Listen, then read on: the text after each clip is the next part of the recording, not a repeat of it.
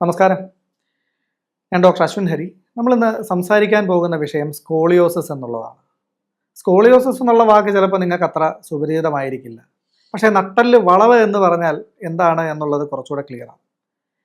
ഈ നട്ടെല്ല് വളവിനെ എങ്ങനെ തിരിച്ചറിയാം? നമ്മൾ പലപ്പോഴും പറയും മോഹൻലാലിനെ പോലെ നടക്കുക എന്ന് പറയും. നമ്മുടെ ചുറ്റുമുള്ള പല ആളുകളെക്കുറിച്ച് നമ്മൾ പറയാം, നീ എന്താ മോഹൻലാലിനെ പോലെ നടക്കുന്നത്, ചരിഞ്ഞ് നടക്കുന്നത്. അപ്പോൾ ഇത്തരത്തിൽ ചരിഞ്ഞ് കിടക്കുന്ന പല ആളുകളും സ്കോളിയോസിസ് കൊണ്ട് ബുദ്ധിമുട്ട് അനുഭവിക്കുന്ന ആളുകൾ തന്നെയാണ്. പലപ്പോഴും മോഹൻലാലിനെ പോലെ ചരിഞ്ഞ് നടക്കുന്നു എന്നുള്ള ഒരൊറ്റ കാരണം കൊണ്ട് തന്നെ, അതിനെ ഒരു ക്രെഡിറ്റ് ആയിട്ട് കരുതുന്നത് കൊണ്ട് തന്നെ അവരുടെ ഈ സ്കോളിയോസിസ് എന്ന് പറയുന്ന പ്രശ്നം ഡയഗ്നോസ് ചെയ്യാതെ അതിനെ ഇഗ്നോർ ചെയ്യുന്ന ഒരു സാഹചര്യത്തിലേക്കും അത് വരുന്നുണ്ട്. ഈ സ്കോളിയോസിസ് എങ്ങനെയൊക്കെ സംഭവിക്കാം, ആരിലൊക്കെ സംഭവിക്കാം? അതിൽ ഏറ്റവും കൂടുതൽ നമ്മുടെ ചുറ്റും കാണപ്പെടുന്ന സ്കോളിയോസിസ് എന്ന് പറയുന്നത് ഇഡിയോപ്പതിക് സ്കോളിയോസിസ് ആണ്. ഇഡിയോപ്പതിക് എന്ന് പറഞ്ഞാൽ കാരണം അജ്ഞാതമായ സ്കോളിയോസിസ്. അപ്പോൾ നമ്മൾ ഈ കാരണം അജ്ഞാതമായതെന്ന് പറഞ്ഞാലും അതിന് വലിയൊരു കാരണം ഉണ്ടാവണം അല്ലേ? അപ്പോൾ തീർച്ചയായിട്ടും അതിന് വലിയൊരു കാരണമുണ്ട്. ഏറ്റവും കൂടുതൽ ഇത്തരത്തിലുള്ള ഇഡിയോപ്പതിക് സ്കോളിയോസിസ് ഉണ്ടാകുന്നത് കൗമാരക്കാരിലാണ്. കൗമാരക്കാരിൽ കുട്ടികൾ പെട്ടെന്ന് നീളം വെക്കും, പ്രത്യേകിച്ച് പെൺകുട്ടികൾ പ്രായമാകുമ്പോൾ പെൺകുട്ടികൾ പെട്ടെന്നൊന്ന് നീളം വെക്കും അല്ലേ? ഈ പെട്ടെന്ന് നീളം വെക്കുന്ന സാഹചര്യത്തിൽ നട്ടെല്ലങ്ങ് വളർന്നു പോകും, നട്ടെല്ല് നീളം വെച്ച് പോകും. പക്ഷേ ഈ നീളം വെച്ച് പോകുന്ന നട്ടെല്ലിനെ സപ്പോർട്ട് ചെയ്ത് നിർത്താനുള്ള ഒരു ബലം ആ സപ്പോർട്ടിങ് സ്ട്രക്ചേഴ്സിന്, ആ മാംസപേശികൾക്ക് ഇല്ലാതെ വരുമ്പോഴാണ് ഈ നട്ടെല്ലൊന്ന് ചെറുതായിട്ട് വളഞ്ഞു പോകുന്നത്. അങ്ങനെ ഒന്ന് ചെറുതായിട്ട് വളഞ്ഞു പോയി എന്ന് കരുതുക, സ്വാഭാവികമായിട്ടും വെയിറ്റ് ബാലൻസിങ് മൊത്തം മാറി. ഒരു വശത്തേക്ക് കൂടുതൽ ലോഡ് അക്യൂമുലേറ്റ് ചെയ്യാൻ തുടങ്ങി. അപ്പോൾ ഒരു വശത്തേക്ക് ലോഡ് അക്യൂമുലേറ്റ് ചെയ്യുമ്പോൾ എന്ത് സംഭവിക്കും? നമ്മൾ സ്കൂളിലൊക്കെ പഠിച്ചിട്ടില്ലേ, ഡാർവിൻ്റെ യൂസ് ആൻഡ് ഡിസ്യൂസ് തിയറി എന്നൊക്കെ പറഞ്ഞ് പഠിച്ചിട്ടില്ലേ? ഒരു വശത്തേക്ക് കൂടുതൽ ലോഡ് അക്യൂമുലേറ്റ് ചെയ്ത് ആ വശത്തെ മസിലുകൾ കൂടുതൽ ലോഡ് എടുക്കുമ്പോൾ സ്വാഭാവികമായിട്ടും ആ മാംസപേശികൾ കൂടുതലായിട്ട് ബലപ്പെടാൻ തുടങ്ങും. അതിനോടൊപ്പം തന്നെ ഓപ്പോസിറ്റ് വശത്തെ മസിലുകൾ അത്രയും ലോഡ് എടുക്കാത്തത് കൊണ്ട് തന്നെ, മറ്റേ മാംസപേശികളുടെ അത്രയും ലോഡ് എടുക്കാത്തത് കൊണ്ട് തന്നെ, അത് വെറുതെ ഇരിക്കുന്നത് കൊണ്ട് തന്നെ അതിന് കൂടുതൽ വീക്ക്നെസ് ഉണ്ടാവുകയും ചെയ്യും. നട്ടെല്ലിൻ്റെ രണ്ട് സൈഡിൽ നിന്ന് ഒരുപോലെ വലിച്ചു പിടിക്കുമ്പോഴാണ് നട്ടെല്ല് നേരെ നിൽക്കുന്നത്. ഇതിപ്പോൾ ഒരു വശത്തെ മസിലുകളുടെ ബലം വല്ലാണ്ട് കൂടി, മറ്റേ വശത്തെ മസിലുകളുടെ ബലം വല്ലാണ്ട് കുറയുകയും ചെയ്തു. സ്വാഭാവികമായിട്ടും എന്ത് സംഭവിക്കും? ആ ബലം കൂടിയ വശത്തേക്ക് നട്ടെല്ല് കൂടുതൽ ഡീവിയേറ്റ് ചെയ്ത് പൊക്കോണ്ടേയിരിക്കും. ഈ ഇത്തരത്തിലുള്ള സ്കോളിയോസിസ്, നട്ടെല്ല് വളവ് ഏറ്റവും കൂടുതൽ സംഭവിക്കുന്നത് പെൺകുട്ടികളിലാണ്. എന്തുകൊണ്ടാണ് ഇത് പെൺകുട്ടികളിൽ കൂടുതലായിട്ട് സംഭവിക്കുന്നത്? കാരണം നമുക്കറിയാം, ആൺകുട്ടികളുടെ ശരീരഘടന എന്ന് പറഞ്ഞാൽ കുറച്ചുകൂടെ മസിൽസൊക്കെ ഒന്ന് സ്റ്റിഫാണ്, കുറച്ചുകൂടെ സ്ട്രോങ് മസിൽസാണ്. അപ്പോൾ സ്ട്രോങ് മസിൽസ് ആയതുകൊണ്ട് തന്നെ ഈ പെട്ടെന്ന് നീളം വെക്കുന്ന ഒരു പ്രോസസ്സിൽ ആ മാംസപേശികൾക്ക് കുറച്ചുകൂടെ സപ്പോർട്ട് കൊടുക്കാനുള്ള കേപ്പബിലിറ്റി ഉണ്ട്. അതുകൊണ്ട് വളവ് സംഭവിക്കാനുള്ള സാധ്യത കുറവാണ്. രണ്ടാമത്തെ ഒരു കാരണമെന്ന് പറഞ്ഞു കഴിഞ്ഞാൽ, ഈ പ്രായപൂർത്തിയാകുന്ന സമയത്ത് പെൺകുട്ടികൾ പെട്ടെന്ന് നീളം വെക്കും, ആൺകുട്ടികൾ നീളം വെക്കുന്ന ഒന്നുകൂടെ ഒരു താളത്തിലാണ്. ഈ ഒരു രണ്ട് കാരണങ്ങളാണ് പെൺകുട്ടികൾക്ക് ആൺകുട്ടികളെ അപേക്ഷിച്ച് സ്കോളിയോസിസ് കൂടുതലായിട്ടുണ്ടാകാനുള്ള കാരണം. ഈ സ്കോളിയോസിസും നടുവേദനയുടെ കാരണം പറഞ്ഞതുപോലെ തന്നെ ഇതൊരു ജീവിതശൈലി രോഗം തന്നെയാണ്. കാരണം നമുക്കറിയാം, കഴിഞ്ഞ ഒരു തലമുറയെ അപേക്ഷിച്ചൊരു 10-20 വർഷം മുമ്പുള്ള ഒരു കുട്ടികളെ അപേക്ഷിച്ച് ഇപ്പം കൗമാരപ്രായത്തിലേക്ക് കടക്കുന്ന കുട്ടികളിൽ സ്കോളിയോസിസ് ഉണ്ടാകാനുള്ള സാധ്യത വളരെ കൂടുതലാണ്.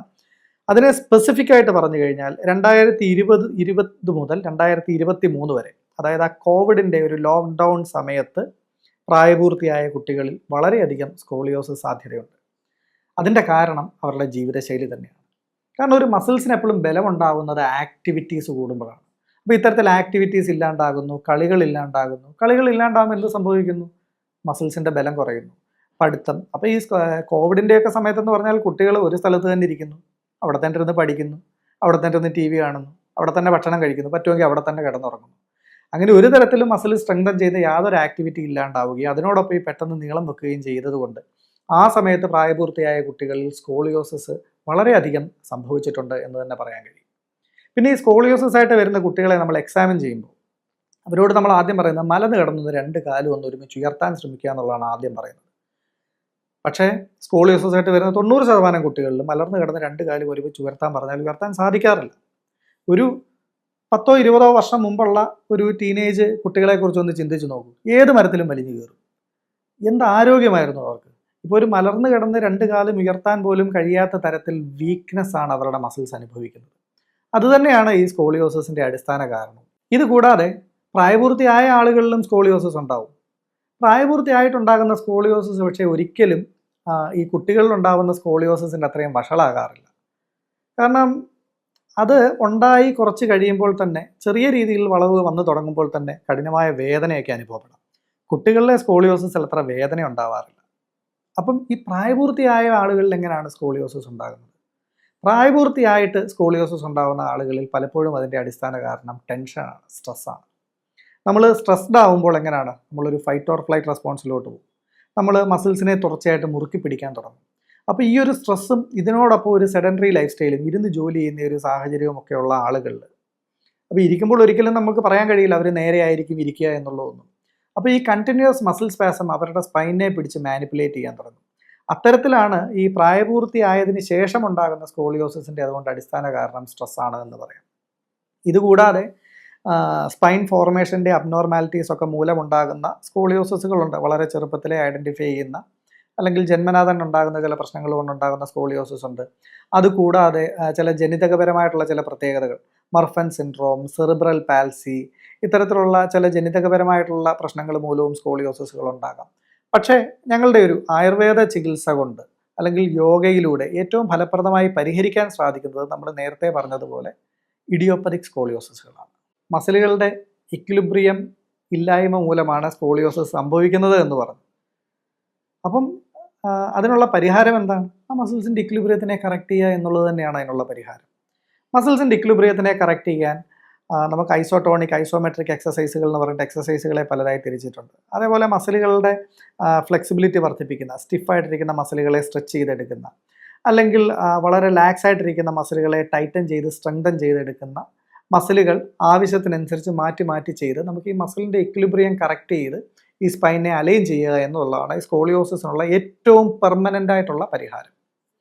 അപ്പം നമുക്ക് ഏതൊരു തരം എക്സസൈസുകളും, ഇപ്പം നമുക്ക് ജിമ്മിൽ പോകാം, നമുക്ക് അല്ലെങ്കിൽ ഒരു ഫിസിയോതെറാപ്പി ചെയ്യാം, അങ്ങനെ ഏതൊരു തരം മസിൽസിനെ സ്ട്രെങ്തൻ ചെയ്യുന്ന അല്ലെങ്കിൽ മസിൽ സ്റ്റിഫ്നെസ്സിനെ പരിഹരിക്കാൻ കഴിയുന്ന കാര്യങ്ങളും സ്കോളിയോസിസിന് ഫലപ്രദമാണ്. പക്ഷേ നമ്മളുടെ ഒരു അനുഭവത്തിൽ ഒരു സ്കോളിയോസിസിൽ നമുക്ക് മാറ്റം വരുത്താൻ കഴിയുന്നത് ഒരു വർഷം ഏതാണ്ട് 10 ഡിഗ്രിക്ക് അടുത്താണ്. മിക്കവാറും ഉള്ള സ്കോളിയോസിസുകളെല്ലാം നമ്മുടെ അടുത്ത് ചികിത്സയ്ക്ക് വരുന്നത് ഒരു 30 ഡിഗ്രി 40 ഡിഗ്രിയൊക്കെ എങ്കിലും ആയതിനു ശേഷം മാത്രമാണ്. അപ്പോൾ തന്നെ നമ്മളൊന്ന് ചിന്തിച്ച് നോക്കൂ, 3-4 വർഷം തുടർച്ചയായിട്ട് എഫേർട്ട് ഇട്ടാൽ മാത്രമേ നമുക്ക് അതിലൊരു നല്ലൊരു പരിഹാരം നമുക്ക് ഉണ്ടാക്കിയെടുക്കാൻ സാധിക്കുകയുള്ളൂ. അപ്പോൾ ഈ 3-4 വർഷം ചെയ്യേണ്ട ഒരു പരിഹാരം, അതിൻ്റെ പ്രത്യേകത എന്തൊക്കെയാണ്? നമ്മളൊരു എക്യുപ്മെൻറ്റിനെ ഡിപ്പെൻഡ് ചെയ്യുന്ന ഒരു എക്സസൈസ് ആണെങ്കിൽ നമ്മൾ തുടർച്ചയായിട്ട് ചെയ്യാനുള്ള സാധ്യതയില്ല. മറ്റൊരു വ്യക്തിയെ ഡിപ്പെൻഡ് ചെയ്ത് ചെയ്യുന്ന ഒരു എക്സസൈസ് ആണെങ്കിൽ നമ്മൾ തുടർച്ചയായിട്ട് കണ്ടിന്യൂ ചെയ്യാൻ ബുദ്ധിമുട്ടാണ്. അത് പലപ്പോഴും എക്സ്പെൻസീവ് ആയിരിക്കും. അല്ലെങ്കിൽ നമ്മളൊരു യാത്ര ചെയ്യുന്ന സമയത്ത് പലപ്പോഴും നമുക്ക് എക്യുപ്മെൻറ്റ്സ് ഒക്കെ ക്യാരി ചെയ്യാൻ പറ്റാത്തത് കൊണ്ട് തന്നെ, അല്ലെങ്കിൽ മറ്റൊരാൾ ഡിപ്പെൻഡ് ചെയ്യുന്ന എക്സസൈസ് ആണെങ്കിൽ അത് നമുക്ക് ചെയ്യാനുള്ള സാധ്യത വളരെ കുറവാണ്. അതുകൊണ്ട് തന്നെ സ്കോളിയോസിസിൽ നമ്മളൊരു എക്സസൈസ് പാറ്റേൺ സെലക്ട് ചെയ്യുമ്പോൾ അത് എവിടെ പോയാലും ചെയ്യാൻ കഴിയുന്ന, മറ്റൊരു എക്യുപ്മെൻറ്റും ഇല്ലെങ്കിൽ നമുക്ക് കിടക്കാൻ ഒരു 6 അടി സ്ഥലം കിട്ടിക്കഴിഞ്ഞാൽ ചെയ്യാൻ കഴിയുന്ന വ്യായാമങ്ങളായിരിക്കണം. അതുകൊണ്ട് തന്നെ സ്കോളിയോസിസ് ചികിത്സയിൽ ഏറ്റവും ഫലപ്രദമായ റിസൾട്ട് തരാൻ കഴിയുന്നത് യോഗയ്ക്ക് തന്നെയാണ്.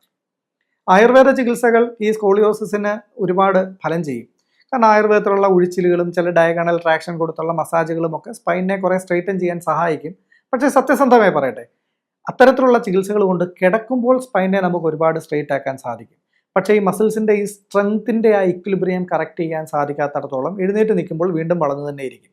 അപ്പോൾ എഴുന്നേറ്റ് നിൽക്കുമ്പോഴും വളയാതിരിക്കണം എന്നുണ്ടെങ്കിൽ അതിന് യോഗ തന്നെയാണ് അതിൻ്റെ ഏറ്റവും ആത്യന്തികമായിട്ടുള്ള ഒരു സൊല്യൂഷൻ.